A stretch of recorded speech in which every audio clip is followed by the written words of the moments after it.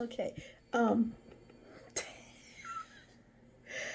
I had a scarf on my head, and I guess it was tied tight. So I had these lines across my forehead. So look, y'all don't pay no attention to that. Okay. So, hold on. Well, I'm not even gonna worry about it because it seems a bit like cloudy or whatever. And I was gonna wipe my camera, but I'm not gonna even worry about it. So listen, I'm getting closer to doing this video. I'm getting much closer to doing this video on Zechariah, but I got to share this part because in the midst of my studies, I be coming across some interesting information. And so what ends up making my videos so long is when I be finding all this information, and it's like you got to tell a story like without knowing the story. Yeah. So anyway, I already did the video on Nebuchadnezzar. Nebuchadnezzar. Um, yeah, I already did the video. Or I didn't do a video. I did a post on him, and I got to. It's still funny to me. It's still really funny to me. I would never see him ever the same again. So, but I got to get to the place where I could talk about him and say his name without cracking up laughing. So anyway, I want to share this because this turns out to be really, really, really. It is how many points I got? 6 points. So this was really interesting to me, and this is significant in understanding like how we get to today. Like what is all this mess that's going on today? So I had asked the question in the process of my studies. I asked the question and my question was, how did we get? Because see, we remember King David, and King David ruled this land, and then I didn't even write down his territory. I should have wrote his territory down. But King David had rulership over this land, and there was so many that he ruled over, and then King Solomon after him, he ruled over this. So I was like, how do we get to this place where we are today, and where uh, we're answering to other people? Like, how do we get there? So my question was, how did all of this happen where there is another government controlling Jerusalem? Like, and I got the answer to my question. So it goes back to King Josiah. King Josiah, yes, King Josiah was one of the few good kings. Few. The majority of the kings of Judah, like when I tell you, when you're reading in God's word in the Old Testament and you find God was forever angry with the Israelites and with the Jews, with Judah. You read, like when you're reading the prophets, you're reading about Israel and Judah. Now let me explain this.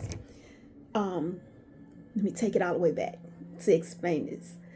You have Abraham. Let's start there. Abraham has Ishmael, and he has Isaac, and then he has about 5 or 6 other sons. But Ishmael was the son of Hagar, who was a slave. Isaac was the son of Sarah, who was his wife. So Isaac is called the son of the free woman, and Ishmael was son of the slave. In other words, and not in other words, but where God was going to bless Ishmael, the promise for the Messiah, King Jesus, was coming through Isaac. Like this whole thing was about Jesus. It wasn't about money. It wasn't about land. It wasn't about like ownership and all this other. And it was about Jesus. Like it was about Jesus. And he was coming through Isaac, not Ishmael, Isaac. So anyway, Isaac gets married, has twin boys, Esau and Jacob. We know that they had to separate because Esau, Jacob took Esau's blessing, he took Esau's blessing, and then because Esau was going to kill Jacob, and listen, that's a whole story too. Listen, that is a whole story. Esau was so mad. The reason that Jacob got sent away and got sent to his mama's homeland is because she found out that Esau had, like, he had partnered with his uncle Ishmael. Now Ishmael already had some feelings about Isaac because everything was left to Isaac, right? But Ishmael was Abraham's firstborn, so there's already some feelings there. So remember, you're going to read where Esau married one of Ishmael's daughters. Well, what they were going to do was they were going to go and kill Jacob, but they were going to kill Isaac too, because it was some other stuff that Ishmael was feeling. So anyway, now I'm telling y'all, like, this stuff be good. Like, I be in here digging, and I'm like, dang, snap. Okay, so Rebecca, when she found out, she had Jacob sent away. So Jacob went to her family, and he was gone for a long while. So that by the time that he actually came back, when he came back, him and Esau, they kind of was like, no, let's squash. But let me tell you, the children of Esau was feeling some type of way, and we do that today. We do that stuff today. We, like, for all this.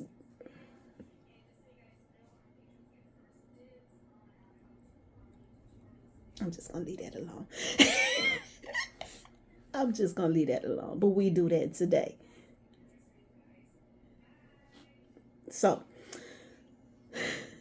so anyway, Jacob, when he comes back, he grapples because he's afraid, because he doesn't know, like, he's fondling in his thoughts, because he knows what happened between him and his brother, and he knows what he did. And so we read the story of him grappling with an angel all night long, all night. Like, he's not like, he told this angel, I am not letting you go until you bless me. Like, he was afraid. He didn't know what his brother was going to do. And at that point, the angel says to him, he says, because you have did this, because you grappled with me all night long, and you've overcome, like, you've won this. He said, your name will be Israel. Your name will be Israel. Now, Jacob, like, imagine this. If that had not happened, his 12 sons would have been known as Jacobites, not Israelites. Jacobites. So anyway, the angel tells him that his name is Israel, and then later on is confirmed again. I can't remember exactly what happened off the top of my head that confirmed it again. So these 12 boys that Jacob had with his 2 wives and the 2 concubines, I got 4, 2 wives, 2 concubines. He had 12 sons and a daughter. So these 12 sons are all called by their daddy's name, which is Israel. Which is why they're called Israelites. So Israelites as a whole is all 12 sons. So now you get down to what the split happened. The reason why you have Israel and Judah is because of Solomon. When Solomon married all them women and all these foreign wives, and he allowed them to do all that false worship stuff, with the gods of their land, and he started doing that with them, and God was angry with him. God said, I'm not killing you because of your daddy, because of this covenant, this agreement that I have with this covenant I have with your daddy. So I'm not gonna kill you, but let me tell you what I'm gonna do. When you die, your son ain't gonna be able to rule over all of this, over all 12. So there was a split that happened in the days of Rehoboam, the son of King Solomon. And when the tribes were split, you have your 10 tribes and you have 2.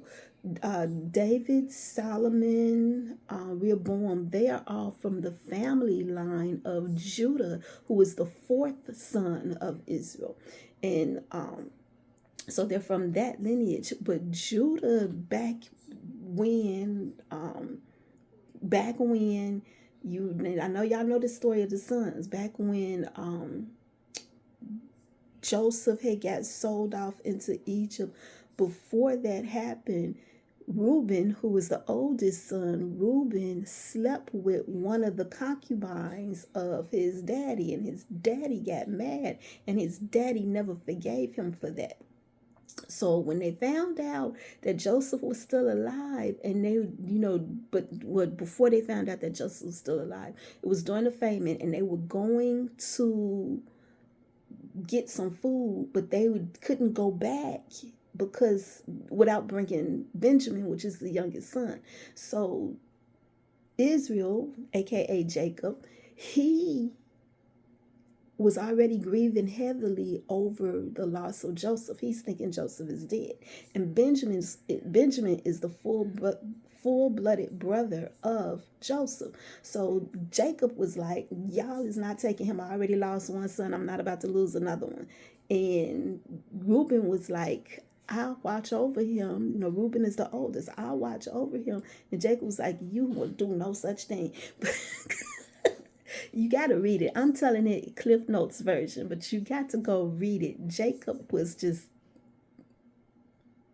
he couldn't even stand the sight of Reuben, his son. Like, he could not stand the sight of this boy because of what he did.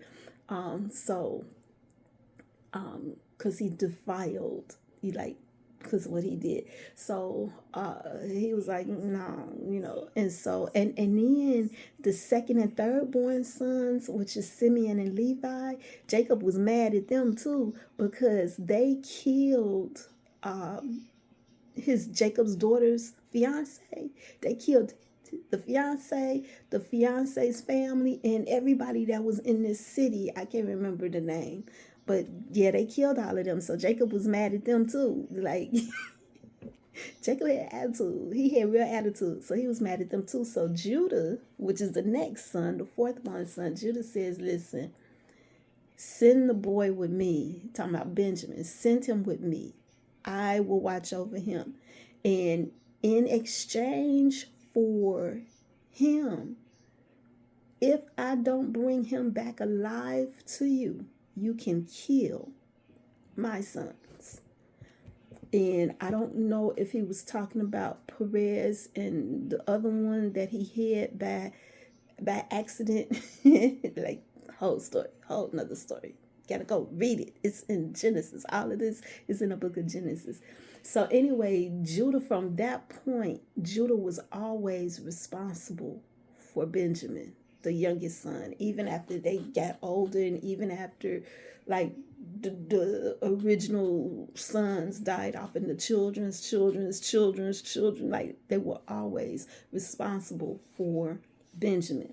So with Rehoboam, when the tribes were split, the two tribes was Judah and Benjamin, and then the other 10. So you have, and because it was more of the other 10, they took the daddy's name, which was Israel. And then Judah, because Judah was a tribe that was larger than Benjamin, they took on the name of the larger tribe, which is Judah.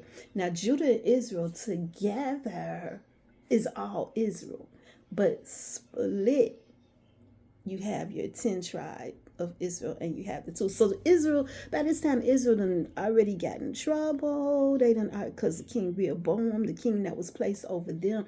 And even with that, with Rehoboam, when he was placed over Israel, God did that. He was only supposed to watch over them while God was disciplining Rehoboam. But Jeroboam kind of liked being king. He got power struck. He liked it. And so what he did was he did something worse than he went in. Now, if you look in the book of Exodus and you see how much trouble the Israelites got into for that calf worship, when Aaron built that calf, that golden calf, Jeroboam turns around and makes 2 golden calves.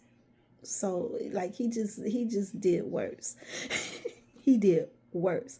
And then he was the one that first changed the date. So for the festival. So what he did, because in his mind he said, if they go back to Jerusalem, when it's time for the festivals, because it's 3 separate festivals, right? That God Himself instituted, which was Passover, which is coming up. Passover, then there's Pentecost, and then there's or Sukkot. What's it called? Sukkot? Pentecost. No, Sukkot is, what is Pentecost called? Shavuot. And then Sukkot, which is Tabernacles, which is at the fall feast. So anyway, he said, well, let me change these dates, because if they go back to Jerusalem during this time, then they're going to go back to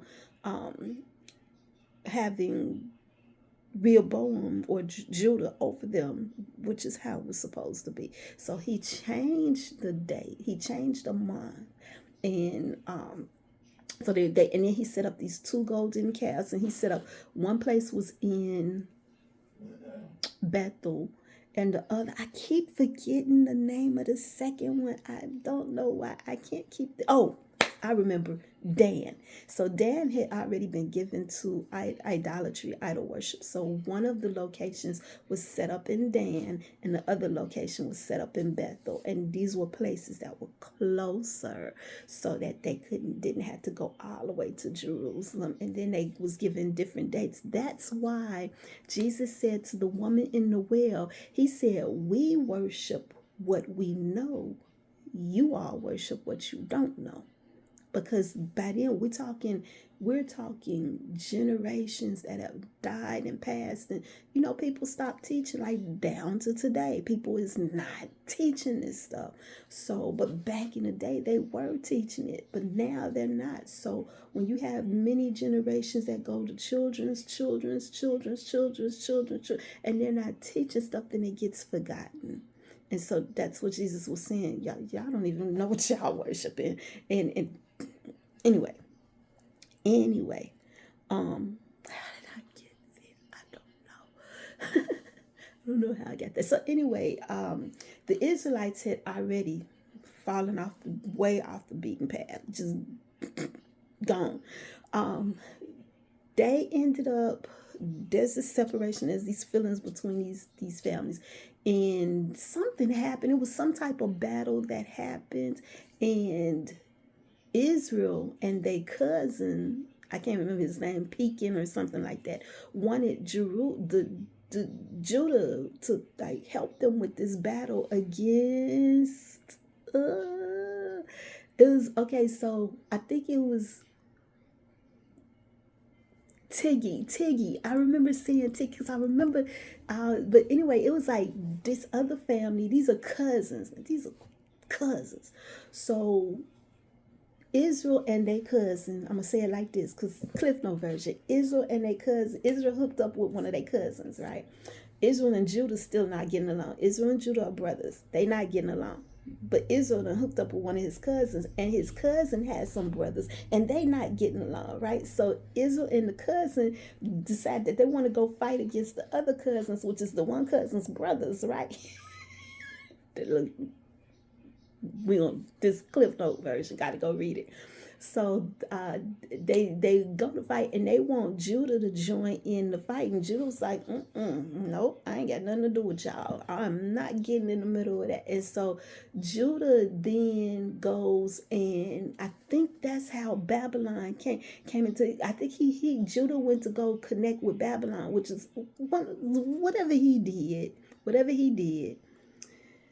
Israel, his brother Israel, and their cousin Tiggy got their butt kicked in the day, and Israel got shut down. So Israel's no longer in the picture.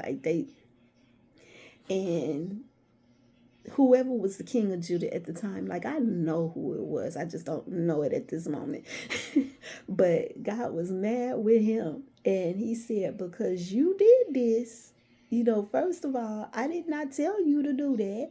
You done went up and because you did this to your own brother, to cause him to fall like that. He said, ain't gonna be nobody there to help you. So Israel is already falling out the picture. So now we dealing with Jerusalem. Judah. Of which Jerusalem is a city inside this territory called Judah.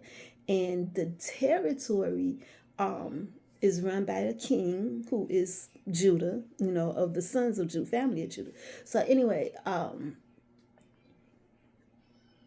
okay, so there's many kings, and they had already was imitating. So you're gonna see, like, in the book of Isaiah and in the book of Jeremiah, you're gonna see them going hard on Israel and Judah and calling them like adulteresses and whores and all this other stuff, and they're really gonna get on Judah, because they was like, you see what your sister Israel doing, and you sitting around here doing the same thing. Like, you literally gonna repeat that behavior, and you know how God feels about it. So it's like this whole thing.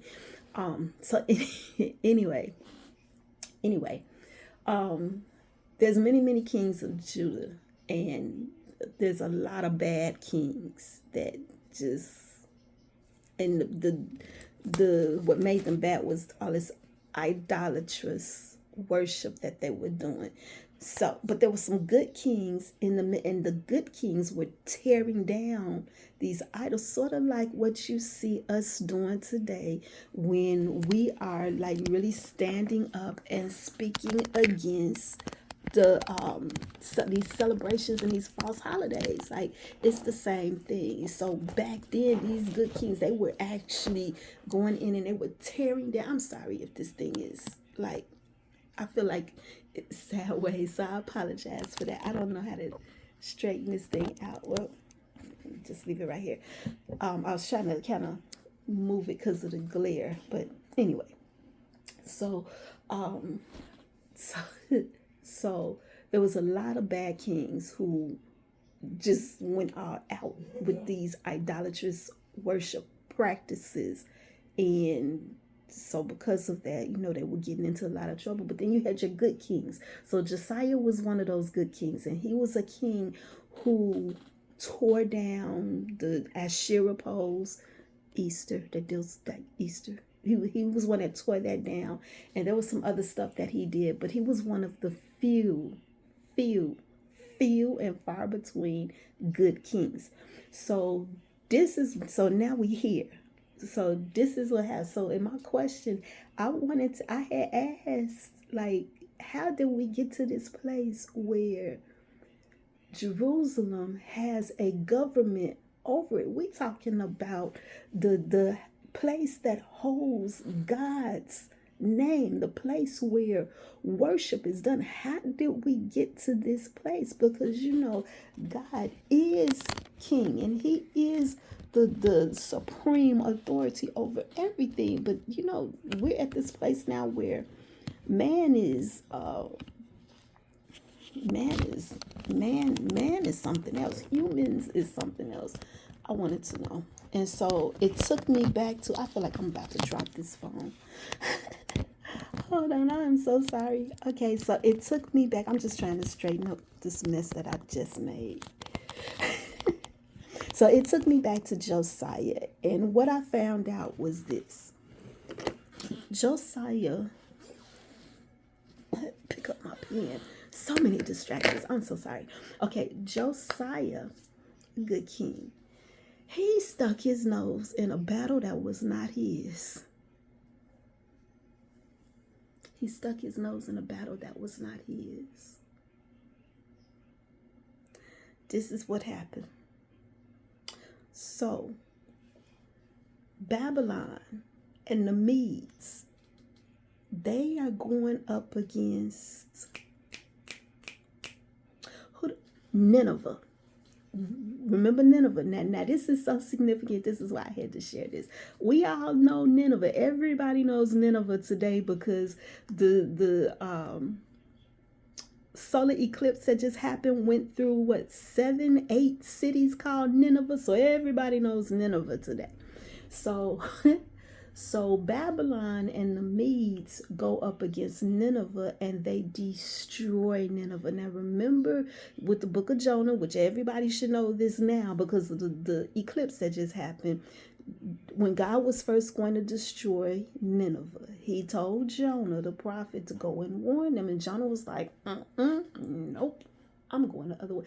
Humans, like, who do we think we are? Like, for real, when God says do something, do it? Who do we think we are? So God tells Jonah to go up against Nineveh or go warn Nineveh, that they're going to be destroyed. And Jonah's like, nope, not going to do it. So Nineveh's this way. Jonah went that way. He like, I'm not doing it. And he was serious. He was not doing it. So he gets on a boat to go to Tarshish, which is like, what we talking, across the street, down the road, like around the corner. He was going. And in his process getting on this boat, God was like, you really think you could run from me? So God caused this storm to come up on the boat. And we know about Jonah being in having to be cast over, and he's swallowed by this large aquatic, we call it a whale, but there's a lot of stuff out there. So he's swallowed by this whale, and he's in the belly of the whale for 3 days and 3 nights. And then like, and God has the whale vomit him on the dry land. And what should have took him a few days, look, Jonah got there quick. Like, he got there real quick. Like, after having that experience, he got there real quick. I did the research on it, and I didn't even know I was going to be talking about this on this video. So but Jonah got there real quick. So he gets to Nineveh. He warns Nineveh. Nineveh repents, and God decides not to destroy them. Well, Nineveh ends up still getting destroyed because of the fact that they just didn't learn their lesson, and they went back to doing, they did not learn their lesson, and they went back to doing the same things they were doing at first. So God went on and destroyed them, and that's where Babylon and the Medes came in. They destroyed Nineveh. So right after Nineveh, they go to this city called Haran, which belonged to the Assyrians, and they captured Haran. Now, the significance of this city, Haran, is that Abraham, his daddy, when they first was leaving where they lived at, because Abraham was a Chaldean.